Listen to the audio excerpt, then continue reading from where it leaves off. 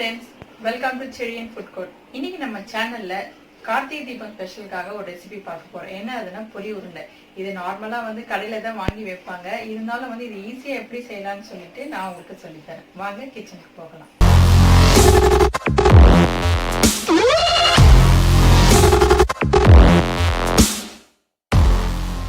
இது வரைக்கும் எங்கள் சேனலை சப்ஸ்கிரைப் பண்ணாதங்க, மறக்காமல் சப்ஸ்கிரைப் பண்ணுங்கள். மறக்காமல் அந்த பெல் பட்டனை ப்ரெஸ் பண்ணுங்கள். அப்போ தான் என்னோடய வீடியோஸ் எல்லாமே உங்களுக்கு நோட்டிஃபிகேஷன்ஸாக வரும்.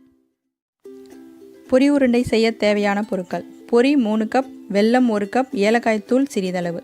பொரி எந்த கப்பில் எடுக்கிறோமோ அதே கப்பில் வெல்லம் எடுத்துக்கலாங்க. அடுப்பில் ஒரு பேன் வச்சுக்கோங்க. 1 கப்பு வெல்லம் போடுறோம். இப்போது தண்ணி 1/4 கிளாஸ் ஊற்றுங்க, போதும், நிறைய ஊற்றிடாதீங்க. வெல்லம் கரையணும் நல்லா. நான் இன்றைக்கி வெல்லத்தை வடிகட்டலை, ஏன்னா நான் யூஸ் பண்ணுற வெல்லம் டஸ்ட்டெல்லாம் எதுவுமே இருக்காது. நீங்கள் வேணால் வடிகட்டி வேணால் ஊற்றிக்கோங்க. நல்லா அந்த கட்டியாக இருக்கிறதெல்லாம் நல்லா கரைச்சி விடுங்க. அப்போ தான் பாகு எடுக்கிறதுக்கு ஈஸியாக இருக்கும். கொஞ்சம் ஸ்லோவில் வைங்க. அது கரைஞ்சிட்டே வருது பாருங்கள் வெல்லம்லாம். நல்லா கரைஞ்சிச்சு. இப்போ கொஞ்சம் தூக்கி விடலாம். இந்த கரண்டியில் கலரி விட்டுட்டே இருந்தீங்கன்னா இந்த மாதிரி பபுள்ஸ் வந்துகிட்டே இருக்கும். கொஞ்சம் இந்த பபுள்ஸ் வரும்போது அப்போ கொஞ்சம் ஸ்லோ பண்ணிக்கோங்க, இல்லை கையில் விழும்.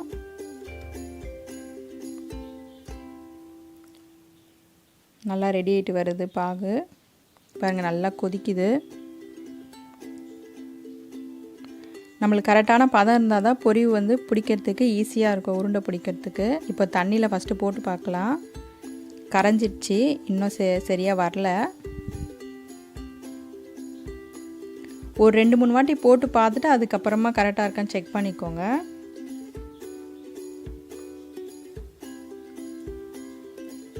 நல்லா இந்த மாதிரி டார்க்கான வெல்லமாக இருந்தால் நல்லாயிருக்கும்.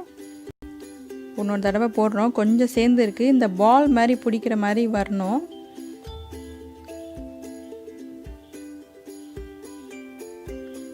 மறுபடியும் ஒரு தடவை கலரி விடலாம். நான்ஸ்டிக்னால ஒட்டாமல் வருது வெல்லம். இப்போ தண்ணியில் போட்டு பார்க்கலாம், கரெக்டாக வரும்.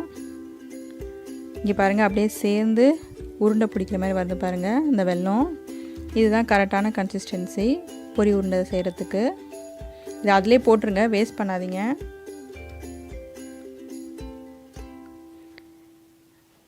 இப்போது பொரி போட்டுக்கலாம் நம்ம. நீங்கள் அந்த வெல்லம் தித்திப்புக்கு ஏற்ற மாதிரி பொரியை கொஞ்சம் அட்ஜஸ்ட் பண்ணிக்கோங்க. எனக்கு 3 கப்பு சரியாக இருந்தது 1 கப்பு வெல்லத்துக்கு. அது நல்லா கலந்து விடுங்க. அந்த பொரி வெல்லம்லாம் சேரணும் நல்லா. இது ஒரு பிளேட்டில் நம்ம மாற்றிக்கலாம். அந்த பொரி போடும் போதே கொஞ்சம் ஏலக்காய் தூள் போட்டு கலந்து விட்டுக்கோங்க, வாசனைக்கு நல்லாயிருக்கும். இப்போ இது ரொம்ப ஆற வைக்கக்கூடாது, அப்போ தான் உருண்டை பிடிக்க முடியும். நான் அரிசி மாவு கொஞ்சம் தண்ணி எடுத்து வச்சுருக்கேன். உங்களுக்கு எது கம்ஃபர்டபுளாக இருக்குமோ அந்த மாதிரி கையில் டஸ்ட் பண்ணிக்கிட்டு உருண்டை பிடிச்சிருங்க.